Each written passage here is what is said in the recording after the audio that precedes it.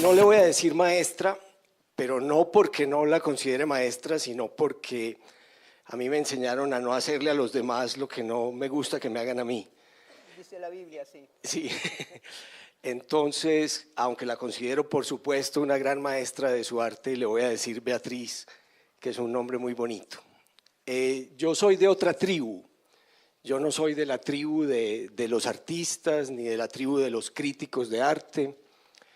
De hecho, ellos pertenecen a una secta muy rara que yo difícilmente entiendo. Usan una jerga particular de su propia religión en la que yo me pierdo. Usan muchas palabras terminadas en dad que son para mí son incomprensibles en general, porque yo me imagino que los que se dedican a las artes visuales piensan más por conceptos y entonces los que nos dedicamos a trabajar con el verbo, yo por lo menos tengo una obsesión, que es la obsesión por la claridad, porque me entiendan, y ustedes razonan de una manera, me imagino yo, más pictórica y conceptual, que para mí es difícil. Pero yo sí quiero aclarar que cuando yo pinté Los Suicidas, escasamente me interesó el tema, y la gente decía, qué lindo tema. Y entonces Mario Rivero me metió un regaño, y dijo, esta artista que dice esas palabras tan señoreras, qué lindo tema. Yo nunca había dicho eso, era la gente que llegaba y decía, qué lindo tema. Entonces, realmente el tema se prestaba mucho para esas interpretaciones, lo de las manos fundidas, que yo contaba después que yo ni siquiera me había dado cuenta que les había fundido, porque estaba con la sopa estaba con la sopa de esta mañana. De todas maneras, me chocaba que dijeran eso porque escasamente me interesó que eran los suicidas del Cisga, o sea, una pareja de enamorados que se había tirado, sin detalles. Hoy día se sabemos todo, porque hay un investigador, Aguilar, aquí en Medellín, que se ha ido a los juzgados y ya sabemos todo. Sin embargo, ese tema romántico, si se puede llamar en el sentido que no es el sentido del siglo XIX, sino es en otro sentido, en el sentido cursi, ese tema se presta mucho para esa unión de arte y interpretación de los escritores.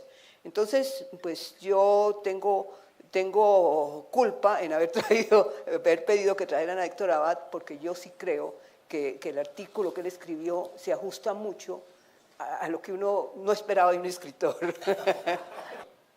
Sigamos con Bolívar y con la historia. Uno de los primeros problemas, digamos, que tuviste fue que un crítico muy godo de Bogotá, muy conservador, te acusó de plagiar. Te acusó de plagio porque habías cogido unas miniaturas de Figueroa, del Libertador, y las habías pintado a tu manera. Esa acusación de plagio que yo leí en una tesis de Ana María Reyes sobre tu obra, que es ridícula, es de una persona que no sabe nada de arte, ni de homenajes, ni ¿Cómo es que se llamaba? Arturo Abella. Arturo Abella, Arturo Abella, un godazo. Me interesa que nos cuentes ese episodio de un tipo que probablemente lo que estaba era resentido porque pintaras al Libertador con colores de nevera o cosas así.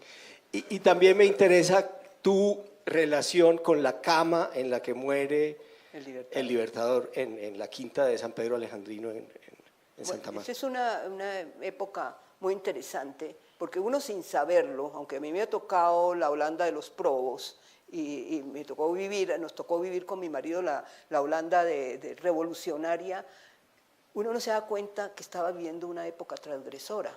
Yo sí sentía un secreto placer, yo cada vez que hacía un escándalo, yo me sentía feliz, yo no me sentía asustada, sino escándalo, tenía un gusto especial por eso. Entonces, cuando en ese momento la Academia de Historia ha sacado la ópera magna, que era la historia extensa de Colombia, se juntaron todos los académicos de la historia y produjeron una serie que son como 30 libros, en que está toda la historia de Colombia. Yo creo que nadie se la ha leído. Negros, grandes, grandes, horribles, estaban siempre en el Museo Nacional ahí, en la colección, y nadie los tocaba, porque era la historia extensa de Colombia. Entonces, él era uno de los autores. él era dueño de la historia extensa. Yo creo que una de las primeras cosas que a él le molestó fue realmente que yo tomara el nombre y que llamara eso Historia Extensa de Colombia, apuntes para la Historia Extensa de Colombia. En segundo lugar, yo tomé yo no sabía, me perdonan, no sabía en ese momento nada de arte colombiano, ni me interesaba. Yo era educada por Marta Traba, nosotros hablábamos, era de Uchero, de Manteña, de toda la historia universal, especialmente del Renacimiento, de manera que había un gusto por esa historia, pero a mí en ese momento no me interesaba ni Figueroa, ni Espinosa, ni nadie, yo no los había descubierto. Entonces veo unos muñecos en el suplemento literario, muy mal reproducidos como todo lo del tiempo, dos óvalos, y yo digo, la historia extensa de Colombia eran Bolívar y Santander. Entonces, ¿qué es lo que yo siento? Más que afectar a Bolívar, sí quería afectar a Santander porque nosotros los santanderianos lo detestamos. Entonces tenemos el óvalo de Bolívar, el óvalo de Santander. Yo no me fijé que eso decía Figueroa y el otro decía un autor desconocido, anónimo, no sé qué. Y yo tomé esas dos óvalos y dije, esto es cuadra, chun, cualquier mono, como si hubiera encontrado cualquier foto, cualquier cosa que estuviera en la prensa.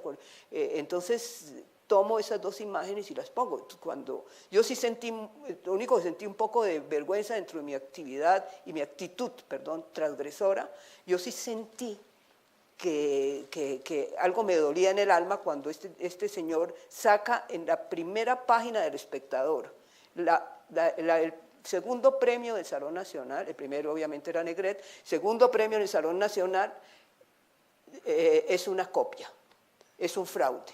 Yo no pensaba, y sale el tipo en televisión, porque era el único que salía, ¿no? Sale el tipo en televisión a las 12 del día diciendo hay un fraude en el premio del Salón Nacional. Entonces yo sentí, fue por mis papás, ¿no? ¿Cómo estarían de avergonzados en Bucaramanga que yo estaba copiando un cuadro? Cuando mi actitud...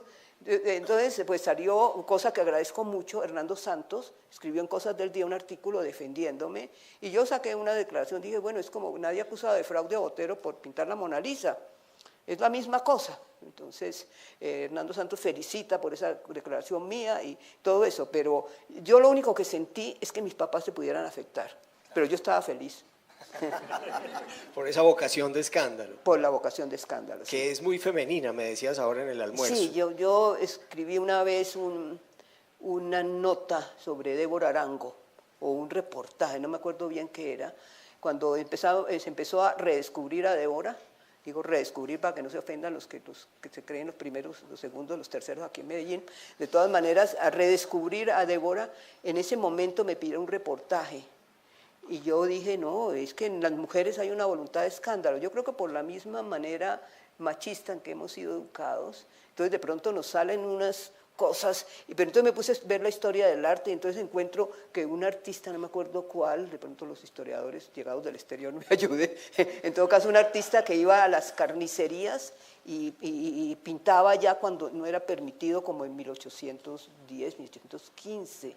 Luego está Susan Baladón. Entonces ellas iban a sitios indebidos. Entonces yo empecé a encontrar en las mujeres una voluntad de escándalo. Y eso, me inventé esa formulita. Entonces me parece que se acomoda un poco a lo que uno siente que uno necesita hacer un escándalo.